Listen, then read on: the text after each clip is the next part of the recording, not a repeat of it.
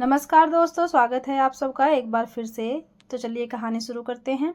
पूरे 2 वर्षों के बाद सुजय घर आए थे। सुधा ने कनखियों से उन्हें ऊपर से नीचे तक निहारा था। कहने को उनके पास कुछ नहीं था, लेकिन सुधा को पता चल गया था उन पर उसका कोई अधिकार नहीं है। सुजय ने उसका कंधा जोर से हिलाया।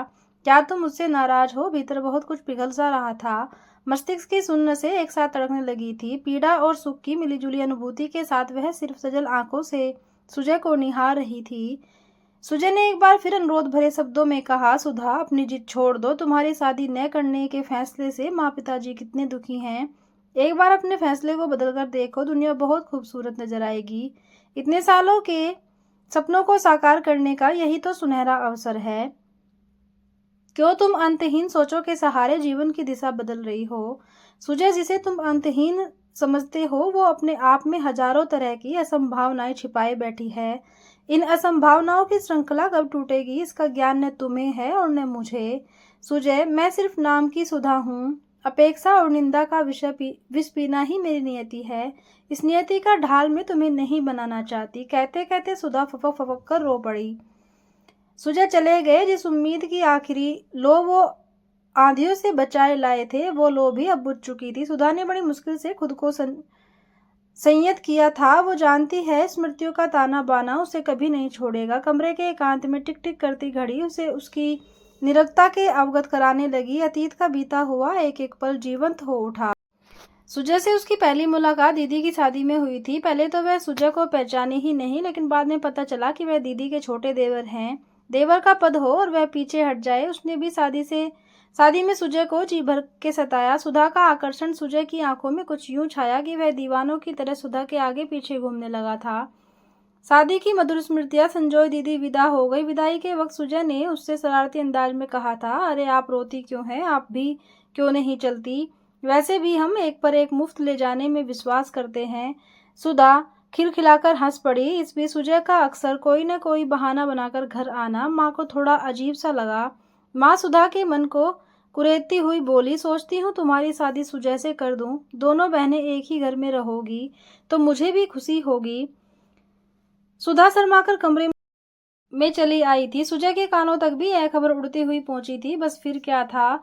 जिन सपनों को दोनों ने दिल के बंद दरवाजे में संजोया था, वो सपने अब उन्मुक्त रूप से उड़ान भरने लगे। सुजय के मम्मी पापा ने भी इस रिश्ते को हरी झंडी दिखा दी।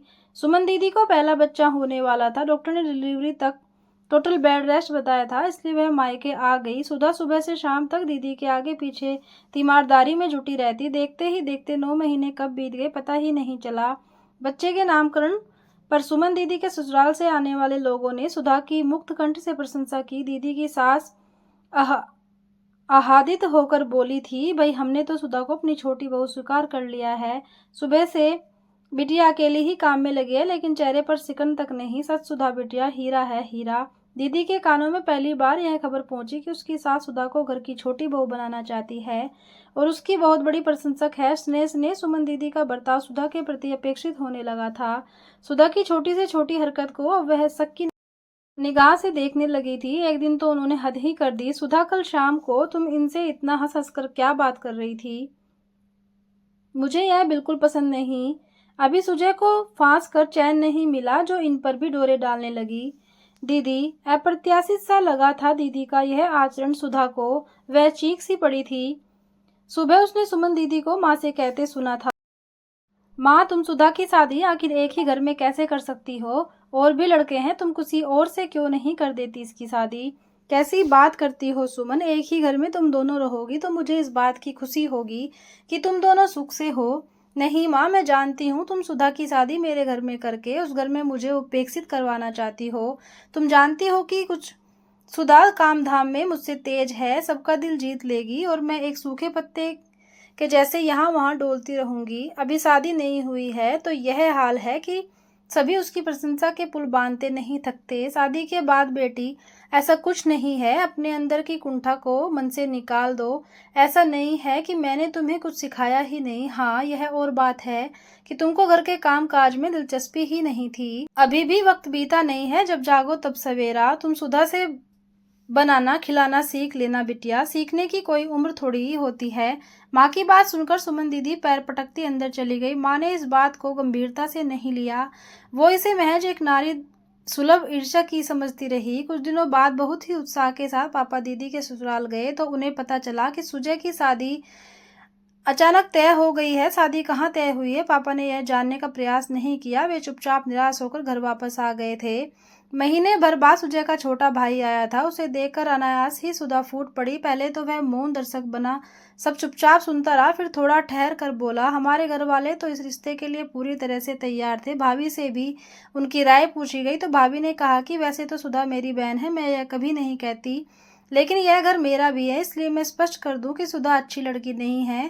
पुरुषों के प्रति वह बहुत ही संवेदनशील है। इस घर के लिए वह उपयुक्त नहीं है, उसका आचरण मर्यादित नहीं है, और भी न जाने क्या क्या वह कहता रहा। सुधा को सब कुछ अविश्वसनीय सा लग रहा था। अपनी आंखों से वह बस देखती व सुनती रही। दीदी की एक छोटी सी कुंठा कि सुधा उनसे ज्यादा योग्य और कुशल है, इतना बड़ा अनिष्ट कर दिया जाएगा उसने सपने में भी नहीं सोचा था। देखती हूँ सुमन और कितना गिरती है।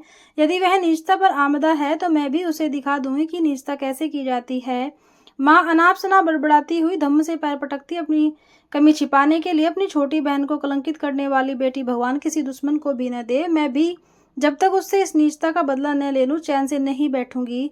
बस करो माँ, अंधे कूप में चीखने से क्या होता है। जो अधिकार मुझे सरलता से नहीं मिला उसके लिए हाय तौबा करने की क्या जरूरत है। जाने दो, जो हुआ वो ठीक ही हुआ। कम से कम मेरे मन की लालसा तो समाप्त हो गई। कहते हैं ना माँ, अपने हारे हार अपने जीते जीत। मैं जानती हूँ, पापा जानते हैं, तुम जानती हो कि मैं निर्दोष हूँ। मैंने कभी भी सुजय को पाने के लिए कोई चाल नहीं चली और न ही कोई तिड़कपन लगाया। फिर दीदी के प्रतिवाद करने से क्या होता है माँ, रिश्तों की बुनावट बड़ी जटिल होती है, जटिलता से हमेशा बचना चाहिए, वरना स्थिति ढाल के तीन पात वाली होती है। माँ मौन भाव से सुधा को सुनती रही। भीतर तक कहीं दिल के कोने में स्वर निकलता